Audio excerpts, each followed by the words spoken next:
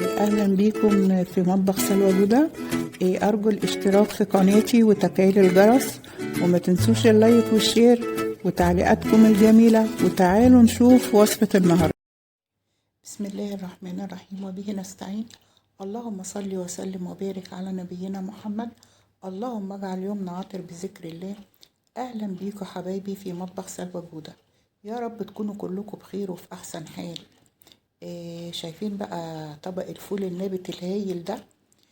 لو نفسك بقى تشربي شوربة فول نابت، وطبعا الحاجات دي ما بقتش متوفرة في الأسواق دلوقتي. أنا النهاردة عملتلك نبتلك الفول بكل تكاته، وبجد هيعجبكم قوي. شايفينه منبت وجميل ازاي. وفي اخت وصديقة معايا على الفيس هي اللي طلبت مني الوصفة الجميلة دي. وصفة جداتنا وامهاتنا، وصفة الزمن الجميل، وانا بهديها لها وبهديها لكم كلكم لانها وصفة جميلة. وبعدين يعني لو حد عنده شوية برد ممكن يشرب شوربة الفول النابت بدل شوربة الفراخ او اللحمة. وانتوا عارفين الحاجات دي بقت غالية دلوقتي، والله ده بديل هايل. والفول برضو بروتين نباتي، يعني ما فيش مشكلة. يلا بينا بقى نشوف الفول الجميل ده هيتنبت ازاي. معايا نص كيلو فول. نقي الفولة الفاتحة ونقيته وغسلته حلو قوي. وانتي بتغسلي الفول لما تلاقي فولة كده عامت على الوش تخلصي منها، لانها دي بتبقى مش حلوة ومش هتنبت معاكي. وبعد ما غسلته مليت الطبق مية ونقعته. يعني انا نقعته حوالي الساعة 7 الصبح، وصفيته من المية الساعة 10 بالليل. يعني انا مسكت الفولة كده لقيتها ابتدت تطرى، مش طرية خالص، ابتدت تطرى كده وتلين. صفيته عشان لو نقعتيه في المية كتير بعد كده وانتي بتسلقيه القشرة هتتهري منك والفول هيتهري. فالافضل ان انتي يعني ما تخليهوش فترة طويلة. جيت بقى غسلته وصفيته. يعني انا مسكت الفولة كده لقيتها ابتدت تطرى، مش طرية خالص، ابتدت تطرى كده وتلين. صفيته عشان لو نقعتيه في المية كتير بعد كده وانتي بتسلقيه القشرة هتتهري منك والفول هيتهري. فالافضل ان انتي يعني ما تخليهوش فترة طويلة. جيت بقى غسلته وصفيته. جبت اهو فوطة، ضروري بقى نجيب حاجة قطن، حتة قماشة عندك، فالنة قديمة، المهم ان هي تكون حاجة قطن. انا جبت فوطة وتبليها تبليها بالمية وتعصريها، بس يعني ما تعصرهاش جامد قوي، خليها يعني ملدنة كده شوية. وتنزلي بقى بالفول في الفوطة، وتيجي لما الفوطة دي مقفلة على الفول، جمع بقى الفوطة كده ألمها هوريها لك دلوقتي، واغطي الفول خالص. وبعد ما اقفل عليه كده زي ما انت شايفة، اجي قلباها اخلي الجزء اللي فوق ده من تحت.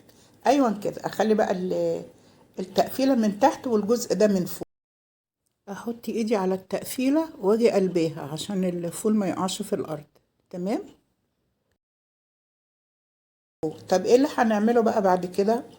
بعد كده يعني هركنها بره كده شويه كده في المطبخ يوم.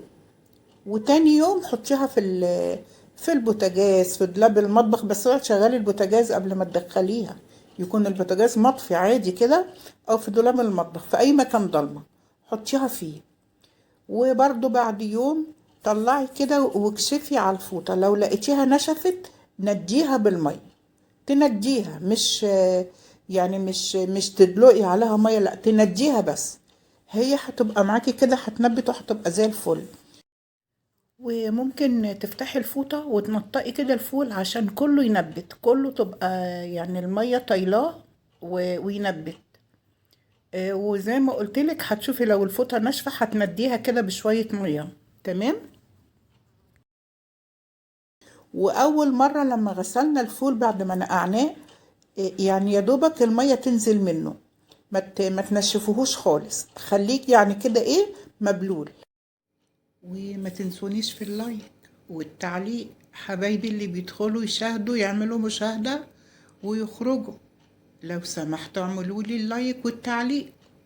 لو الوصفة عجبتكم قولوا لي رأيكم، لو مش عجباكم برضو قولوا لي رأيكم عشان لو في حاجة مش حلوة اغيرها. نيجي بقى بالنسبة للوقت بتاع التنبيت. انا قعدته 3 ايام، وكل ما هتسيبيه كل ما هينبت، وكده هيبقى مش مستحب. اللي هو بيبقى مطلع فروع طويلة ده مش حلو خالص. ضروري يكون يا دوبك نبت، عشان برضو لو فرع كده الفروع الطويلة قوي دي برضو هيتهري معاكي وانت بتسلقيه.